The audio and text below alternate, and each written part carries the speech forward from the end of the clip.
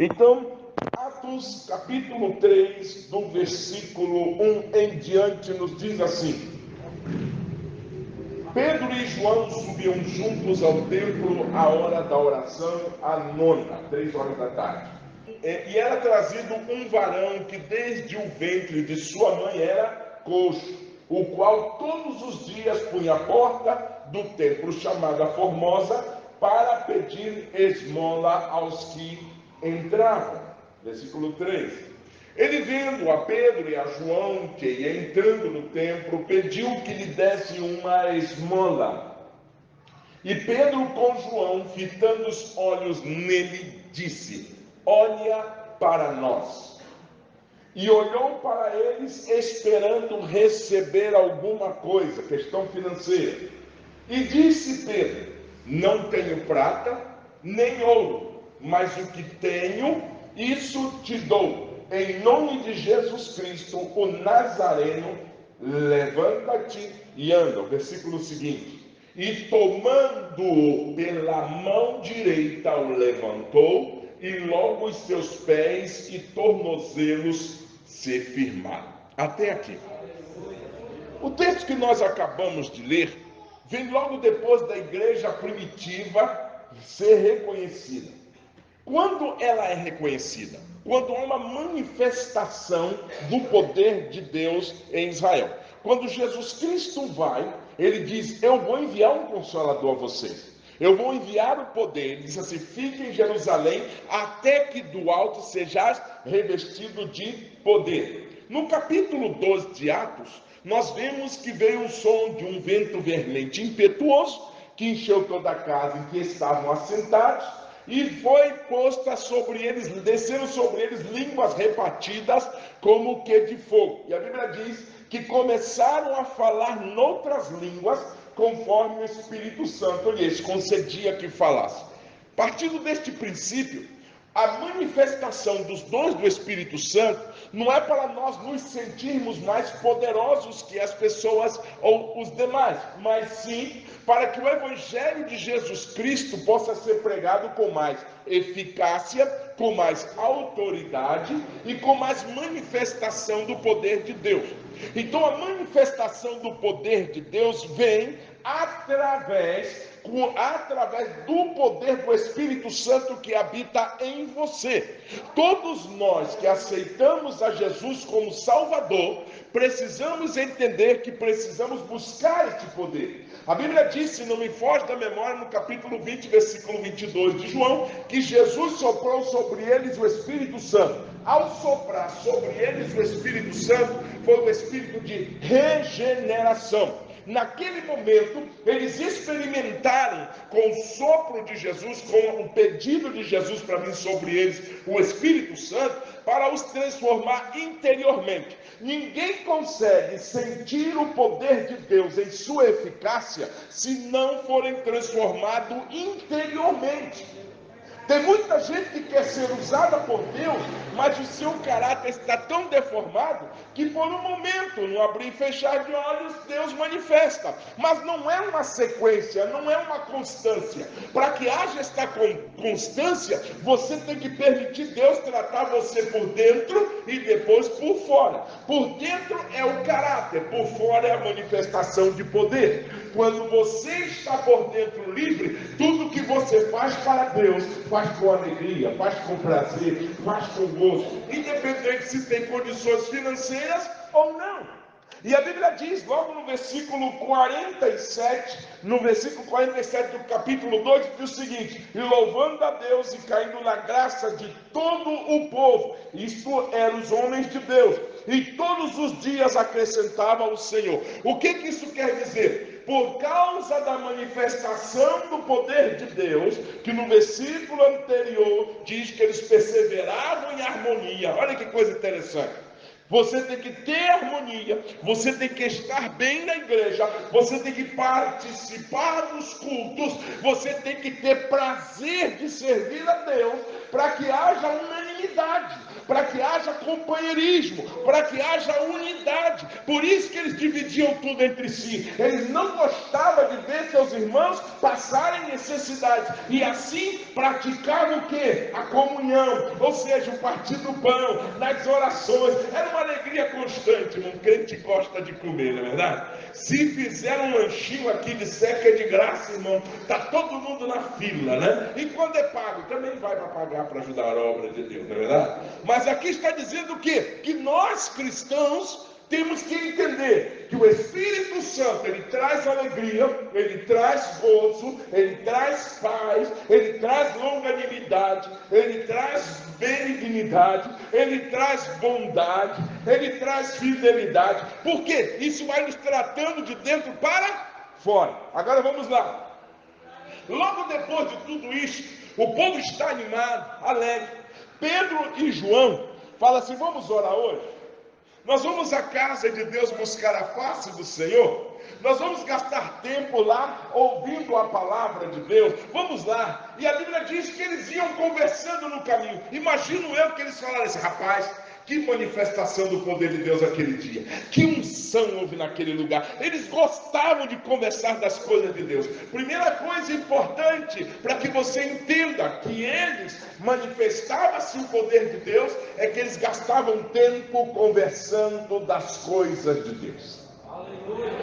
Eles gastavam tempo, a Bíblia diz que a igreja crescia nos templos e nas casas. O que eles faziam? Fofocavam? Não. Eles iam lá para dizer: rapaz, o sermão de Pedro foi bom ontem. Olha, o sermão de Pedro foi uma maravilha sábado. Olha que ele falou sobre isso, sobre aquilo. Aí o povo ia ouvindo, e o povo dizia assim: não, sábado que vem eu vou lá ouvir o sermão de Pedro também. O que acontecia? Eles se reuniam, comiam nas casas, convidavam parentes, vizinhos e amigos, para depois incentivá-los a estar na igreja, estar no culto. E Pedro com João, quem sabe, estavam conversando sobre isso. Como Deus está dando crescimento. Olha que maravilha. Todo mundo está unido, todo mundo falando a mesma língua. Oh, aleluia. É o desejo de Deus que a igreja do século 21 fale a mesma língua. A língua do Espírito Santo, a língua da presença de Deus. E o texto diz que eles estavam indo. E a Bíblia diz que eles estavam indo ao templo, a oração, a hora nona. A oração, a hora nona era 3 horas da tarde. Então eles foram às 15 horas ao culto. Aí você fala: mas Pedro tinha tempo? Não, irmão. Pedro também, ele tinha o hábito de fazer os seus afazeres. Quem sabe ele ainda continuou dando uma pescaria e outra. Eu não posso negar que não. Mas uma coisa é certa: eles estavam indo ao templo. Irmãos, imagine Pedro e João, pescadores, cheiro de peixe. Não é verdade? Crente tem que ter cheiro de peixe, irmão. Aí você fala assim: pastor, o que é isso? Espiritualmente, nós temos que ter cheiro de almas. E cheiro de almas só se tem quem convive com almas, quem convive com pessoas. Jesus disse: vinde após mim e vos farei pescadores de homens. Então você tem que entender que o Espírito Santo tem que estar em você para você ser pescador de homens. Você tem que incentivar as pessoas a conhecerem a Jesus, a servirem a Jesus e a vir à igreja que você está. Se tem palavra boa aqui, venha, traga mais alguém para o culto da palavra, para o culto do ensino, para a oração, e o povo vai vir. E a Bíblia diz que eles estavam caminhando. Primeiro ponto importante: eles estavam indo orar. Todo crente deve orar. Aleluia. Uai, o aleluia foi pouco. Glória a Deus, foi para aqui. Todo crente deve orar. Agora sim, agora melhorou. Todo crente, irmão, tem que ter prática de oração. Hoje, pela misericórdia de Deus, eu estou saindo de uma gripe fortíssima, tomando remédio um atrás do outro.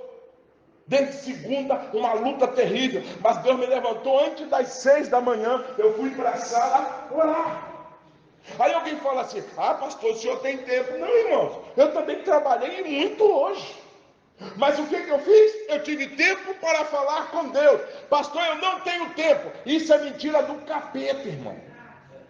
Esse negócio de dizer que não tem tempo para orar é mentira do capeta, porque você tem tempo para ver celular, você tem tempo para, quem sabe, bater um papinho com alguém, você tem tempo para ver um jornal, não é verdade? Eu quero saber das notícias, você vai ter tempo para tudo. Então faz o seguinte, diminui esse tempo com outras coisas e tenha tempo com oração.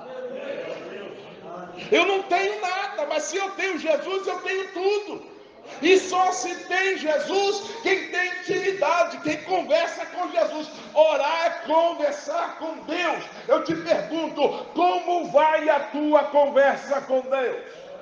Como vai a tua intimidade com Deus? Pastor, eu tenho que reservar? Não, pode ser lá 2 horas, está trabalhando igual o irmão Luiz Henrique de vez em quando está. Eu com certeza está lá. Jesus, seja conosco. Oh, Jesus, abençoa. Oh, Jesus, daqui a pouco ele lembra do pastor Gelson. Oh, Jesus, abençoa o teu pastor Gelson lá. Abençoa a nossa igreja. E trabalhando, você pode orar trabalhando. Porque quando Jesus Cristo vier, vai buscar tanto quem está no campo, quanto quem está dormindo. Então trabalhe orando, cante, louve a Deus, busque ao Senhor, tenha tempo com Deus e fale o seguinte: Jesus está conosco, aleluia. Mas tem que orar. Segundo lugar, a Bíblia diz aqui que eles estavam indo à oração. Eles foram orar. Eu quis falar de oração, eles estavam indo. Irmãos, orar não é fácil. É fácil? Vir ao culto de oração é fácil? Não, eu vou no culto de oração. Oh, Jesus, é meu ciático. Ele diz, estou com a dor nos joelhos. Não é verdade? Às vezes a gente fala isso, irmão.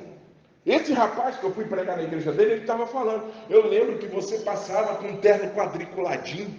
Falei, já vai esse terno de novo. Ele falando, e para oração, e eu ficava observando o senhor passar. Um dia quem estava lá era eu. Ele disse isso para mim. Mas por quê? Porque ele me viu indo. Eu caminhava da minha casa para o Cacuia, que era mais ou menos uns 4, 5 quilômetros, a pé. Quando eu ia para os cultos no Morro do Dendê, eu morava nos bancários do Morro do Dendê, na minha casa, dava uns 3, 4 quilômetros também. E tudo isso eu fazia a pé e cantando um hino de louvor a Deus. Então eu entendo que Pedro aqui e João, eles estavam indo cantando. Irmão, quando voltava era uma festa, lembrando do culto maravilhoso, adorando a Deus. Passavam num quiosquinho lá, tomavam um refrigerante, a turma toda glorificando a Deus. Irmãos, nós temos que voltar a esta prática de glorificar a Deus na rua, de glorificar a Deus na estrada, no carro, aonde você estiver. Quando você estiver indo para a igreja, mesmo que você não tenha nada, mas você tem Jesus, não tem? Irmão, quem tem Jesus tem que ficar alegre. Esse negócio de dizer assim, eu só estou na prova, né? É igual aquele desenhozinho de vez em quando eu falo, ô dia, ô mês, ô azar. Quem lembra desse desenho? Irmão, isso é antigo, viu? Isso é velho. Mas ele saiu, vamos embora, e ele andava, e ele ia, mesmo reclamando, ia. Aonde eu quero chegar? É tempo de buscar ao Senhor. Então você tem que buscar. A Bíblia diz que eles estavam indo à oração, eles estavam caminhando para a oração, e eles estavam conversando acerca das coisas de Deus. Terceiro lugar importante, gaste tempo conversando de Bíblia, irmão. Gaste tempo falando das coisas preciosas das Escrituras Sagradas. Você já parou para pensar nisso? Tem gente, irmãos, que às vezes é bom de casa. Irmão, tem gente que sabe de política, que é uma maravilha. Mas se perguntar onde está escrito, porque Deus amou o mundo de tal maneira, né? Que fez o quê? Que ele fez o quê, irmão? Que deu! Vamos, irmão Saulo, me ajuda, pelo amor de Deus.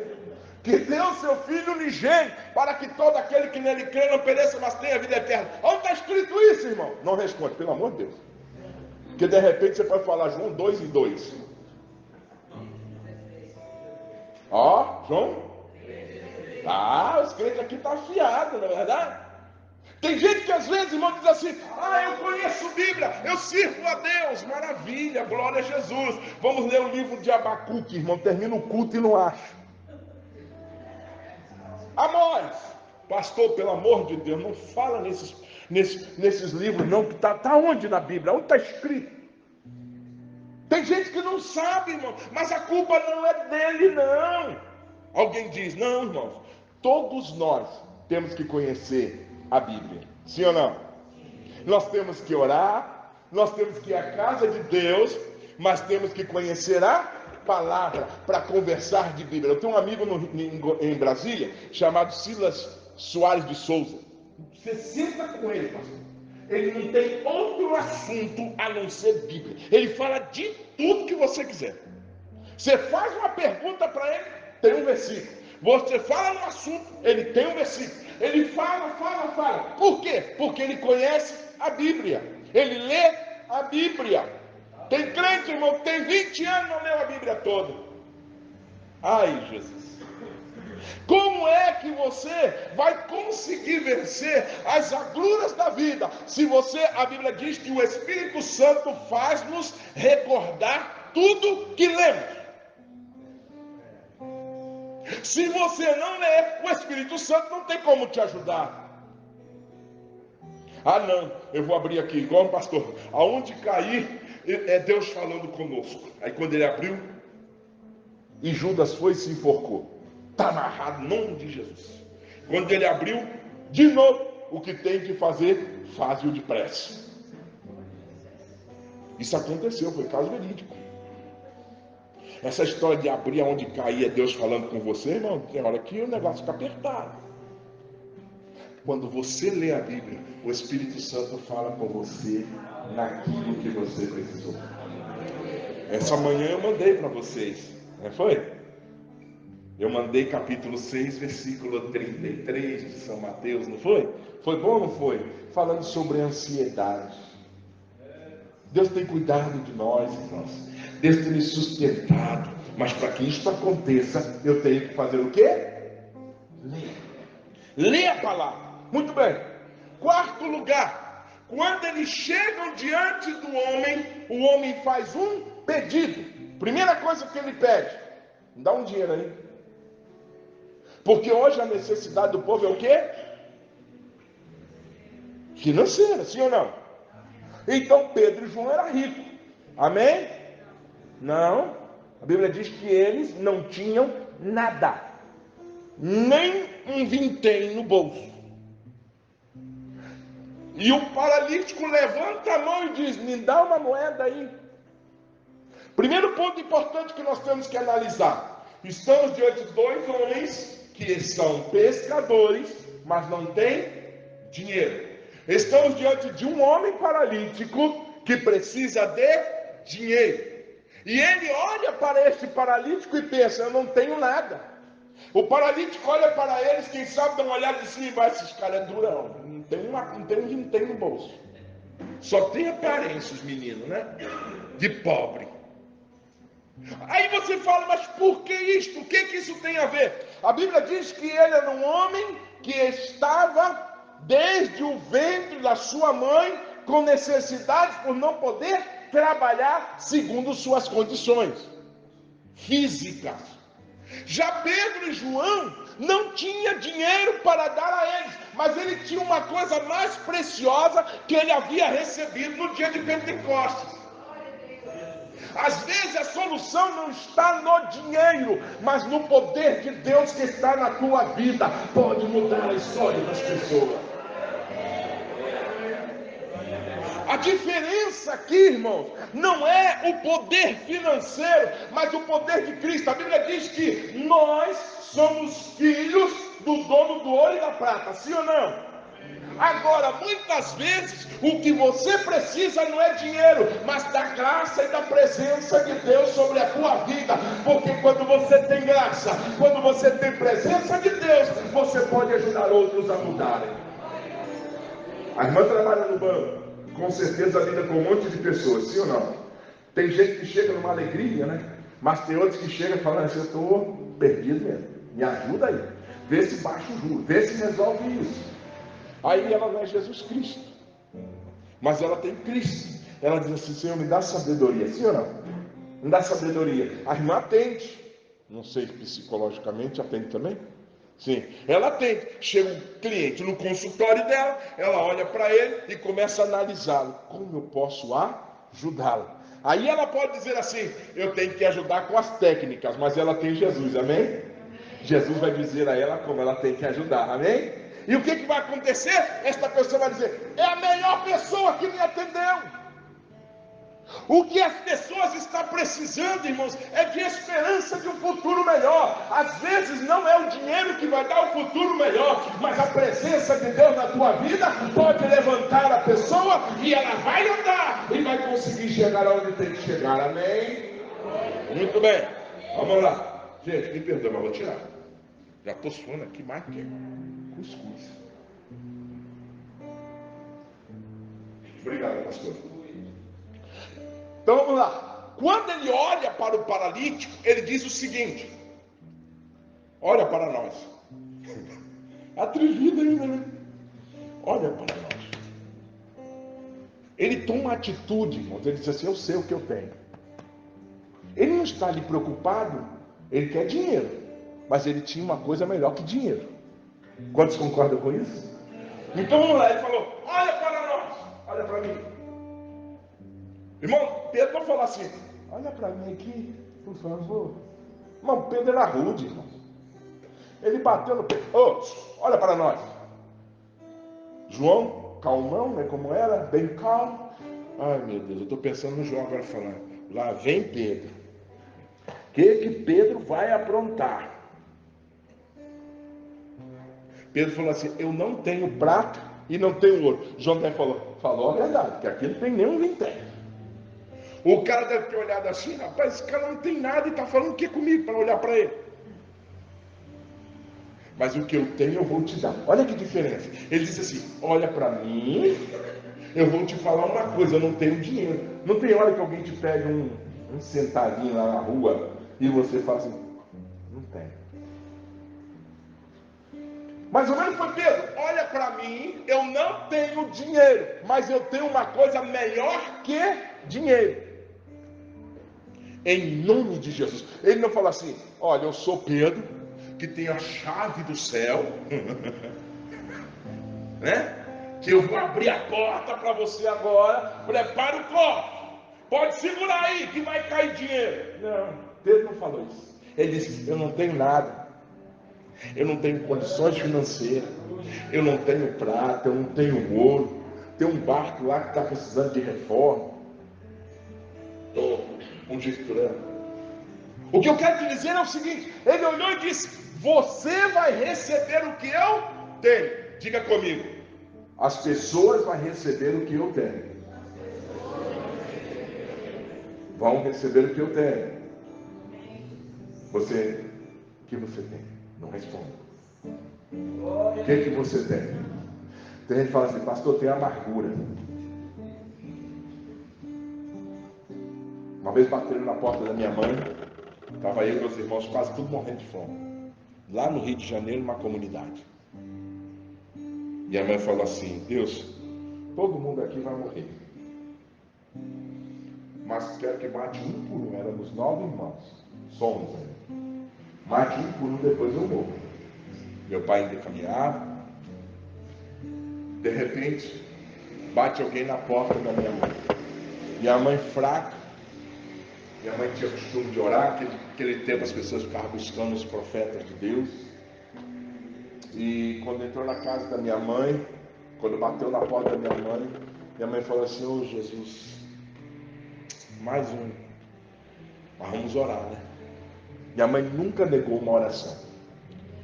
Quando o homem abriu quando minha mãe abriu a porta, irmão, ele devia ter quase 1,90 m, branco. Pensei até que era um anjo, porque já estava meio vesgo, sabe? É sério mesmo, eu falo sério. Pensei até que era um anjo, tão branco que o homem era, irmão Paulo, ainda lembro o nome dele hoje. Ele falou: irmã Ziza, seus filhos estão aí? Eu falei: estão. Eu trouxe aqui umas sacolas e tem mais 5 lá no carro. Irmão, nós estamos cambaleando e chegamos, pegamos lá, colocamos na sala. Só para encurtar a história. Minha mãe não tinha dinheiro, mas ela tinha fé. Sabe o que aconteceu com esse homem quando minha mãe disse isso? Deus falou para ele: vai no teu patrão e pede dinheiro adiantado e leve comida para minha serva, que todos estão perecendo de fome. E Deus tinha dito para minha mãe: nenhum vai morrer, porque com cada um eu tenho um chamado. E minha mãe falou: então tá, Jesus, como é que vai ser esse negócio? A comida chegou, tudo que nós tínhamos pedido a Deus.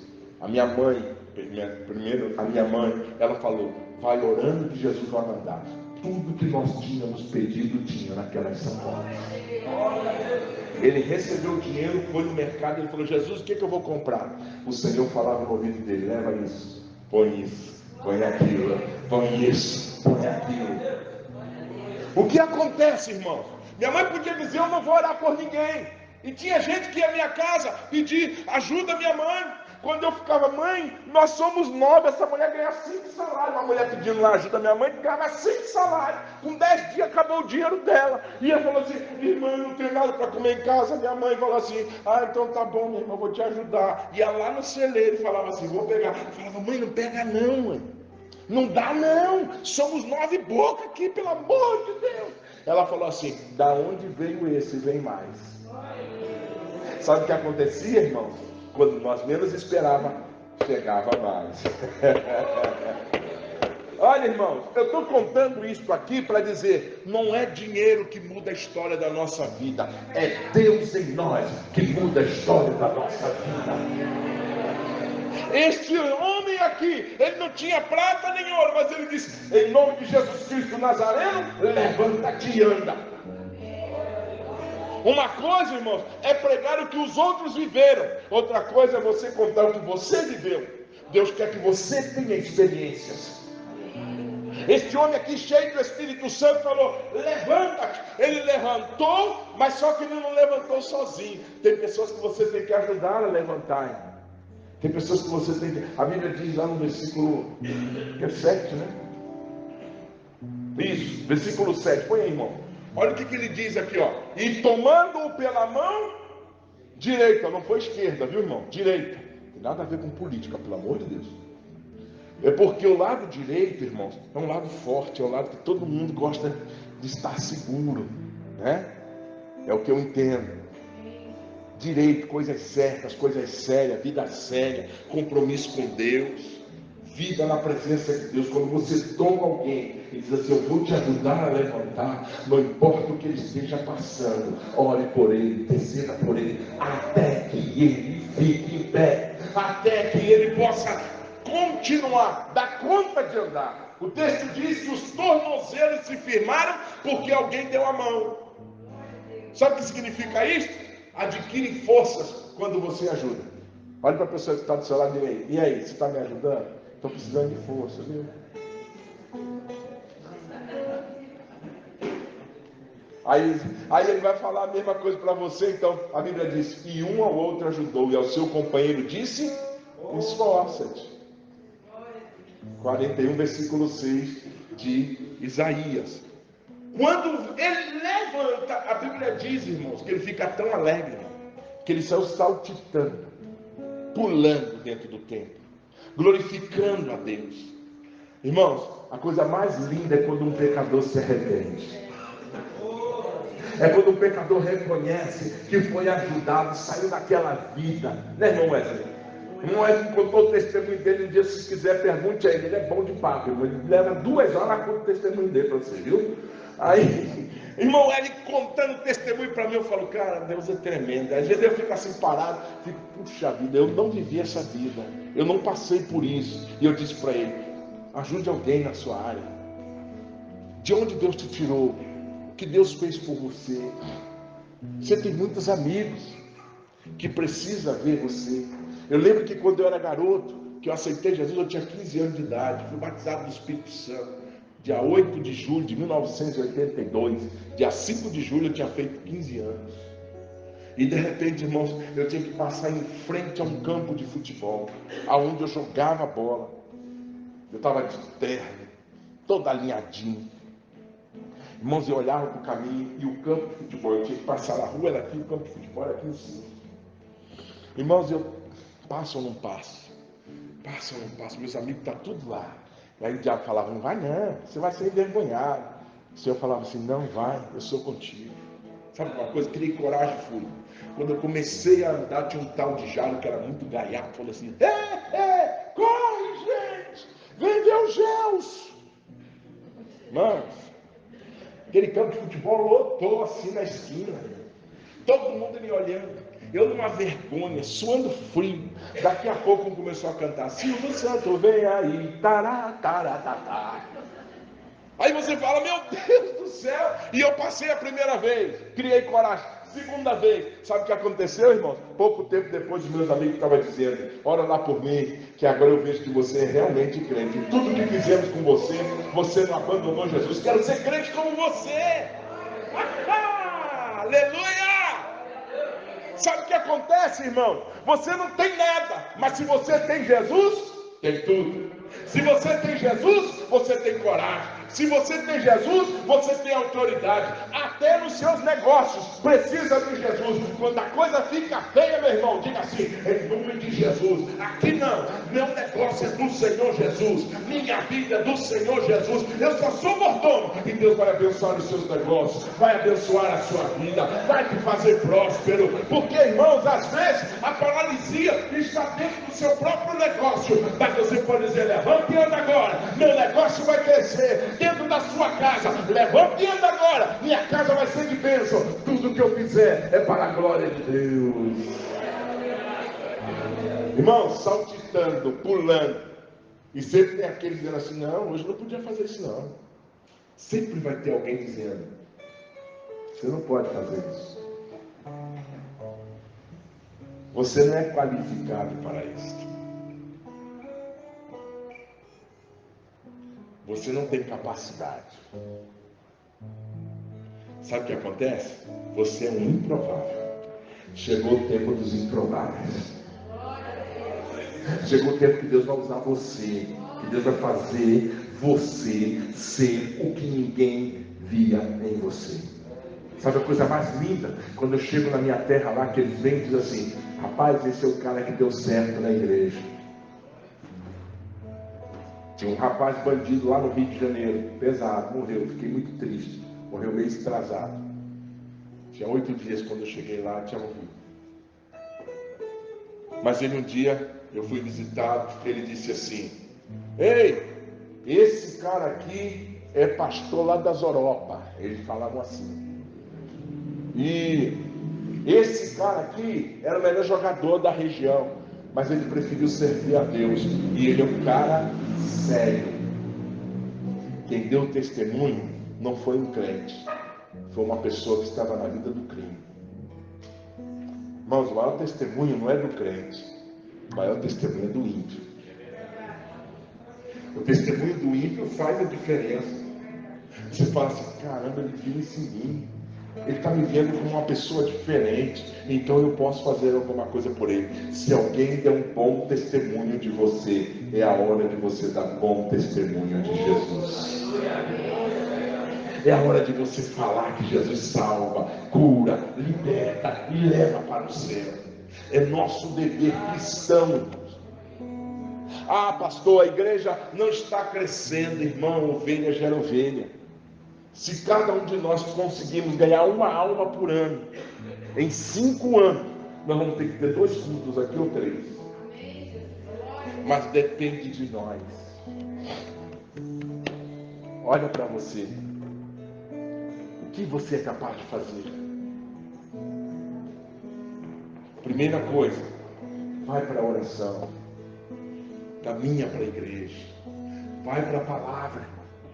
Tenha coragem. Você pode não ter finanças, você pode não dar 1 quilo, você pode fazer, não pode fazer quem sabe nada, mas você pode ajudar alguém a conhecer a Jesus.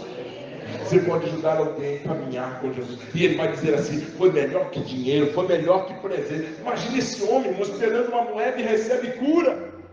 E sai pulando dentro do templo, glorificando a Deus. E ainda a gente falando, quem é esse que curou no dia de sábado? Meu irmão, Deus é Deus até no sábado, do domingo, da segunda, da terça, da quarta, da quinta, da sexta. Deus é Deus todos os dias. Agora depende de nós fazer com que Deus seja na tua vida Deus todos os dias.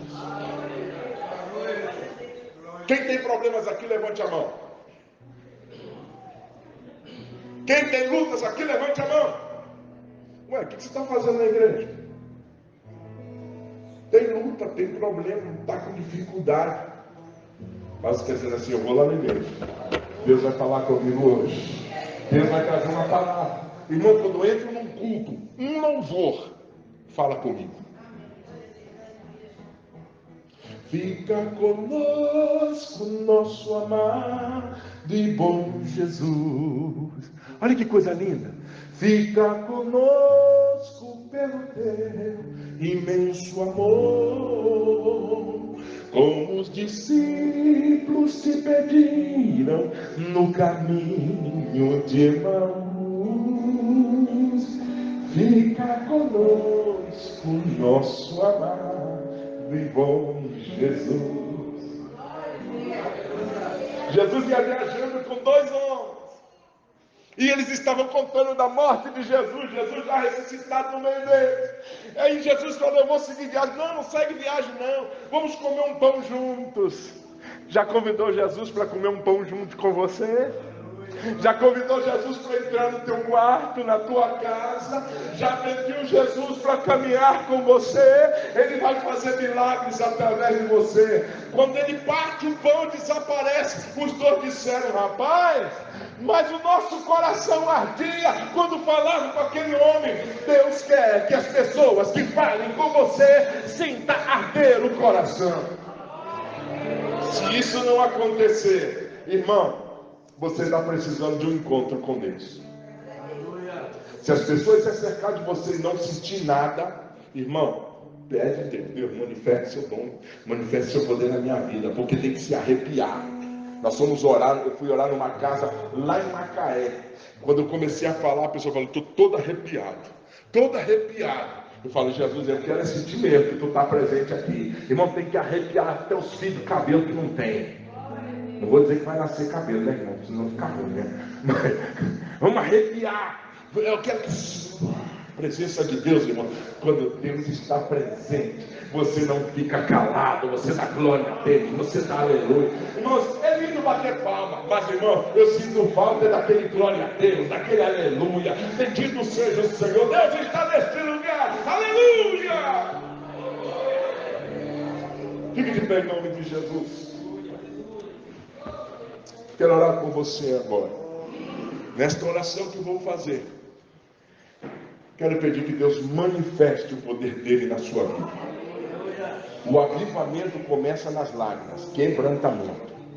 Tem gente que acha que avivamento, irmão, é pulo, grito, isso é emoção.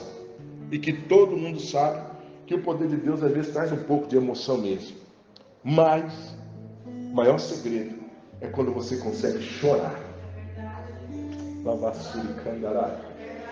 Os verdadeiros crentes avivados vai para a presença de Deus chorar e agradecer pelo que ele fez por mim, porque ele fez por ti. Você não pode esquecer o que Deus fez por você, da onde Deus te tirou, do milagre que ele fez na tua vida. Ele quer usar você agora para fazer milagre na vida dos outros.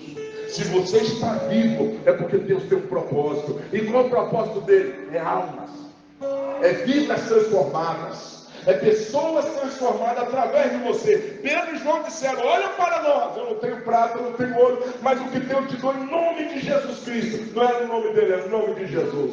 Pai, em nome de Jesus Cristo, eu te peço, traga uma unção sobre os crentes que estão aqui esta noite.